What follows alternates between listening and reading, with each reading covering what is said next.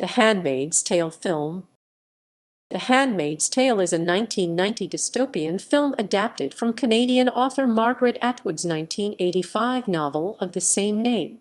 Directed by Volker Schlöndorff, the film stars Natasha Richardson Offred, Faye Dunaway Serena Joy, Robert Duvall the Commander, Aidan Quinn Nick, and Elizabeth McGovern Moira. The screenplay was written by playwright Harold Pinter. The original music score was composed by Ryuichi Sakamoto. The film was entered into the 40th Berlin International Film Festival. It is the first filmed adaptation of the novel, succeeded by the Hulu television series, which began streaming in 2017. Plot: in the near future, war rages across the Republic of Gilead, formerly the United States of America, and pollution has rendered 99% of the population sterile. Kate is a woman who attempts to emigrate to Canada with her husband Luke and daughter Jill. As they take a dirt road, the Gilead border guard orders them to turn back or they will open fire. Luke uses an automatic rifle to draw the fire, telling Kate to run, but he is shot. Kate is captured, while Jill wanders off into the back country, confused and unaccompanied.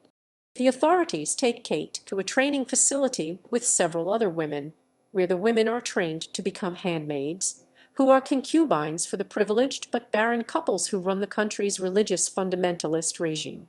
Although she resists indoctrination into the cult of the handmaids, which mixes Old Testament orthodoxy with scripted group chanting and ritualized violence, Kate is soon assigned to the home of the commander Fred and his cold, inflexible wife, Serena Joy.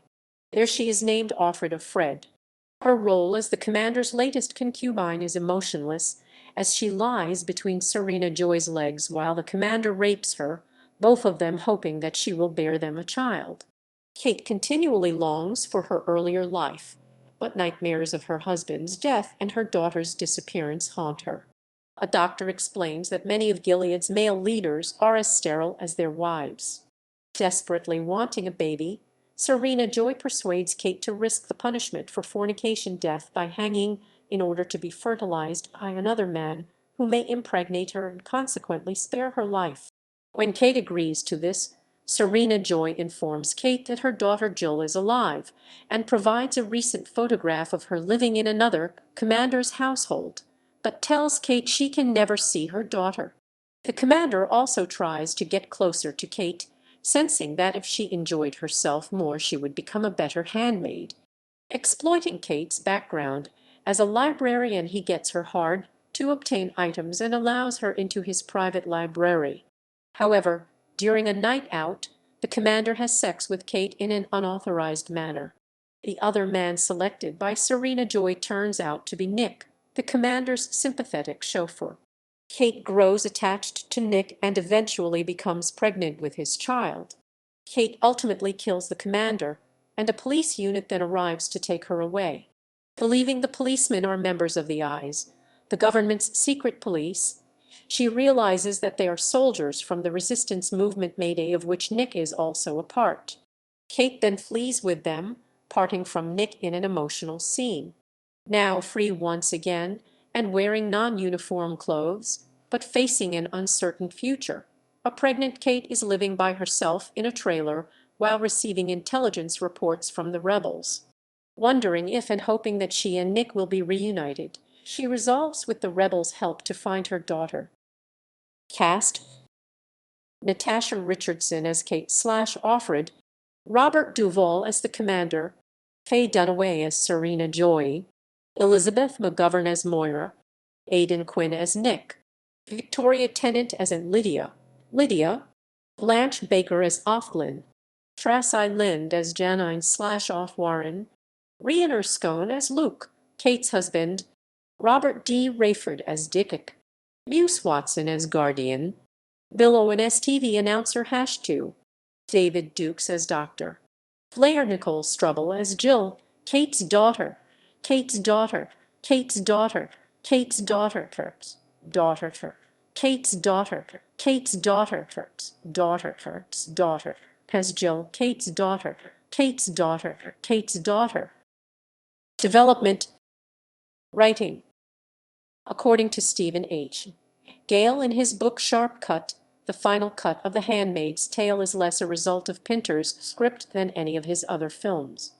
He contributed only part of the screenplay. Reportedly, he abandoned writing the screenplay from exhaustion. Gale observes further that while the film was being shot, director Volker Schlöndorff, who had replaced the original director Carol Rise, called Pinter and asked for some changes in the script. However, Pinter recalled being very tired at the time, and he suggested that Schlöndorff contact Atwood about the rewrites. He essentially gave the director and author carte blanche to. Yale points out that Pinter told his biographer Michael Billington that it became a hodgepodge. The whole thing fell between several shoots. I worked with Carol Rise on it for about a year. There are big public scenes in the story, and Carol wanted to do them with thousands of people. The film company wouldn't sanction that, so he withdrew. At which point Volker Schlöndorff came into it as director. He wanted to work with me on the script, but I said I was absolutely exhausted. I more or less said, do what you like. There's the script. Why not go back to the original author if you want to fiddle about? He did go to the original author. And then the actors came into it. I left my name on the film because there was enough there to warrant it just about. But it's not mine.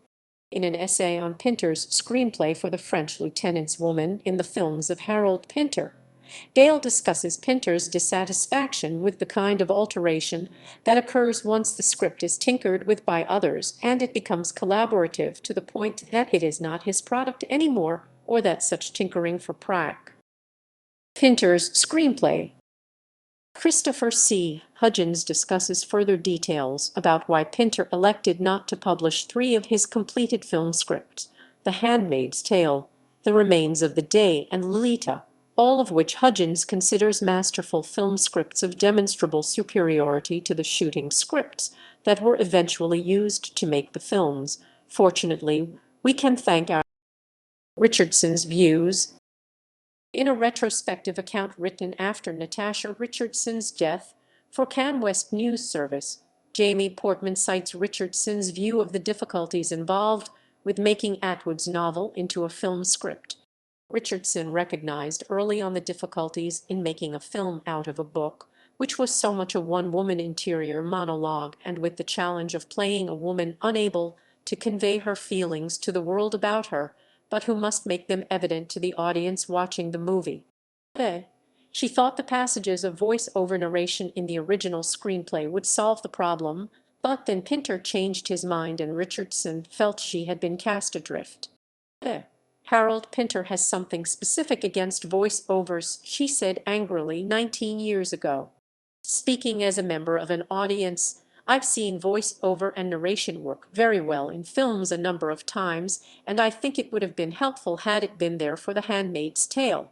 After all, it's her story. Portman concludes that, in the end, director Volker Schlöndorff sided with Richardson. Portman does not acknowledge Pinter's already quoted account that he gave both Schlöndorff and Atwood carte blanche to make whatever changes they wanted to his script, because he was too exhausted from the experience to work further. In 1990, when she reportedly made her comments quoted by Portman, Richardson herself may not have known that. Filming locations. The scene where the hanging occurred was filmed in front of Duke Chapel on the campus of Duke University in Durham, North Carolina. Several scenes were filmed at St. Mary's School in Raleigh, North Carolina. Reception. Rotten Tomatoes reports that 6 of the 19 counted critics gave the film a positive review. The average rating was 4.79/10 and an approval rating of 32%. Roger Ebert gave the film 2 out of 4 stars and wrote that he was not sure exactly what the movie is saying, and that by the end of the movie we are conscious of large themes and deep thoughts, and of good intentions drifting out of focus. Owen Gleiberman, writing for Entertainment Weekly, gave the film a C grade and commented that visually it's quite striking, but that it is paranoid poppycock just like the book. John Simon of the National Review called The Handmaid's Tale inept and annoying. Works cited.